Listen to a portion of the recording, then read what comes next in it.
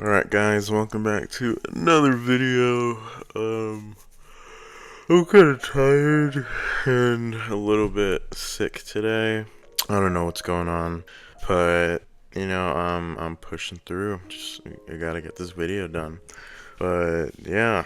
Okay. So today we are going to be talking about the oldest horror movie yet on the channel. We've talked a lot about like 80s, 70s, and some modern day horror movies, but this movie that we're going to be talking about is actually from the 20s, the 1920s, and it is regarded as the first like true horror movie. And you gotta realize this is from 1920, so it's not like, don't expect like Conjuring or like Sinister like type jump scares or like those typical horror movie tropes, because they didn't think of that back then. But yeah, it is called The Cabinet of Dr. Caligari. So like I said, it's from 1920. It's a silent film, so it's totally quiet, but the version I watched included music, like its own music in there. So it depends on which version you watch. I think some it's just like completely silent. There's no sound at all. And then other ones will include their own music in there. But yeah, I think this video might be a little bit shorter than usual. It's not gonna be like 15 or 20 minutes. But I'm pumping a video out today, so it's whatever. But yeah, I say we get started with this movie because it is really, really cool. Well, before we start, I'll just say, like, the set design is, I think, my favorite part of the movie. It looks really, really good. It looks like a Dr. Seuss type architecture design. Like, it's very weird and strange, and it's like a dream. Like, you're literally living and walking through a dream sequence. Like, it's very like sharp. There's a lot of sharp shapes and jagged areas, and yeah, it seriously looks like a dream. But yeah, that part is really cool. It's my favorite part. But yeah, okay, let's get on with this. So our story begins with a young man. His name is Francis, and he's sitting outside with this old stranger, and he's like tired and his eyes are kind of like droopy and stuff, but he tells him that he's experienced horrors that nobody would ever believe. And this is when he starts to begin to tell the story. And we move back into this little town of Holstonwall, and it's a place drawn like this is where the dream like area looks like. Very strange looking place. It's just so weird. It literally looks like a dream. I don't know how else to explain how it looks. You're just gonna have to look at pictures for yourself. But yeah, so yeah, we go there. Nothing is straight. Buildings are lean, and shadows are bending, like not how they should be. But yeah, it's just very strange. And this carnival, like a kind of like a moving carnival, kind of like a moving carnival. It's like traveling through town, and it arrives at this place, and it's led by this dude named Dr. Caligari.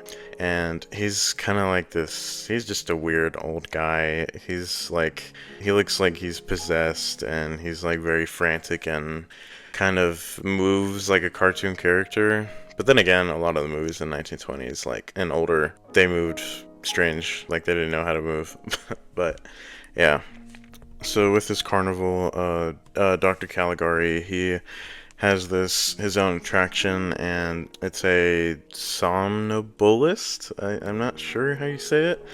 I'm just gonna say samba. I'll say samba for the rest, because I don't know how to say that. But yeah, so this thingy is a person, and his name is Caesar. And this is what Caligari says. He says that he's been asleep for over, I think, 23 or 24 years. And Caligari, he claims that this guy can see the future. So Francis and his best friend Alan in the story. They visit this show, and when Alan asks Caesar how long he's gonna live, he gives off a very creepy answer to him, and he says until dawn. So fast forward a little bit into the night, Alan is killed, and we only see the shadow of the person who killed him. We don't get a face or any physical resemblance to anybody. So it's kind of turned to a murder mystery now. But Francis, once he's learned of this, he's convinced that Caligari and Caesar are behind the killings because, like, the coincidence of Caesar telling him that he's literally going to die until dawn, or he's going to live until dawn. I think anyone would make that connection too. So, pretty smart, but also kind of common sense. But yeah, so he's convinced that they're both in on it. And soon Caesar actually sets his eyes on Francis's fiance Jane, and he sneaks into her room like a ghost, drifting through the darkness. Like he's so I like the way he moves. It's very creepy, and he tries to kill her, but he's kind of like hesitating, so he doesn't kill her, and he just kind of like knocks her out a little bit, and he lifts her up in his arms, and he just runs out and through the crazy looking streets. But I think like Jane is rescued during all this, and Caesar, he tries to get away. He's not running, but he's kind of just like calmly walking away. But then eventually he just falls, like he collapses like a little bit after. So we go back to Francis, and he's investigating stuff about Caligari before he discovers that Caligari, he's actually the director of the local asylum, and he's been doing a lot of crazy experiments with controlling sleepwalkers, and he, like, recreating the crimes of like a historical figure also named Caligari. So he's kind of like I don't know, technically like a super fan or something. So when he's confronted about this, the director, he like snaps and is committed to like his own institution. And you think by the end of this that justice has been served and the day is saved and all that, but then the film, it pulls into a twist, and this is what it's famous for.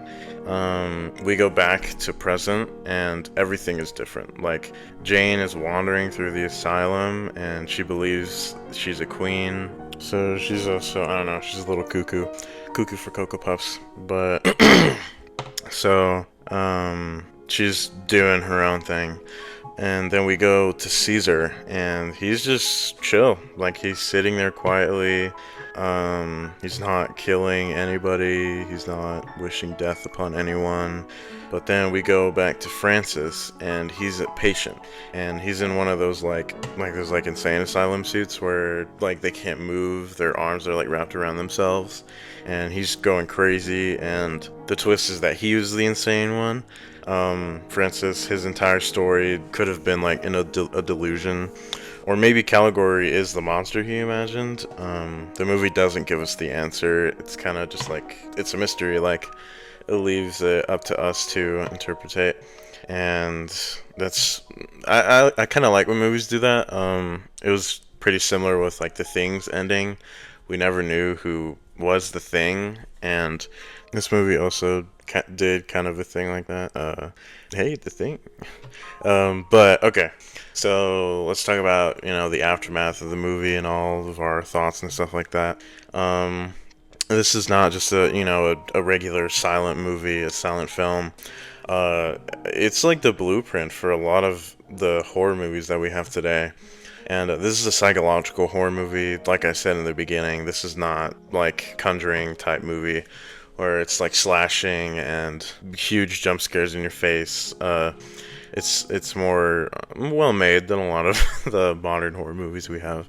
But yeah, the reasons why the movie is so good, like the surreal sets that is in Francis's mind. See, like, it looks like a dream because the whole time it really was just a dream. It was a delusion. The set pieces are incredible. The themes of madness and paranoia is really good. It's super present. And it was one of the first major twist endings in all of movie history. Like, it was not a very common thing to do, and it shocked people. Like, it was something no one had ever seen before. But a few fun facts. The entire world, the whole delusion sequence is entirely hand painted. So every shadow, every crooked building, all these sharp edges, they're entirely hand painted. And the shadow part is cool because they didn't use real shadows. They didn't use lighting to create them. They just painted them on the walls. And they totally could have used shadows. Like, I don't think it would be that difficult, but they decided to go an extra step to really create the delusion of Francis's mind.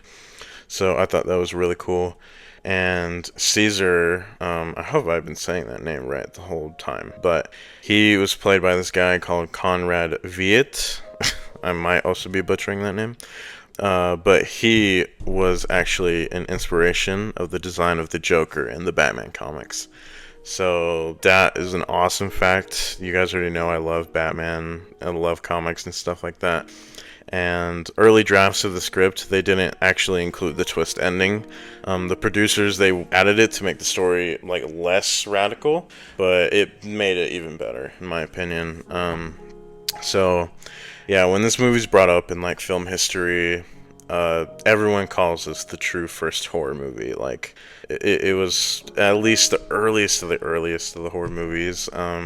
It's great, guys. I definitely know that silent movies are not for everyone, and I definitely strictly mean that. Like, you, I can expect half of the world finding, or even more, finding silent movies extremely boring. And, that's totally fine. I understand.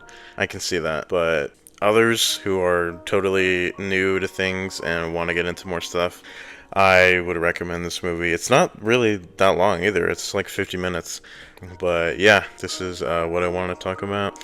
I guess I guess this video was kind of long. It was like 13 minutes, 14. Well, I just had a lot to say. But yeah, just wanted to talk about this movie today. See ya.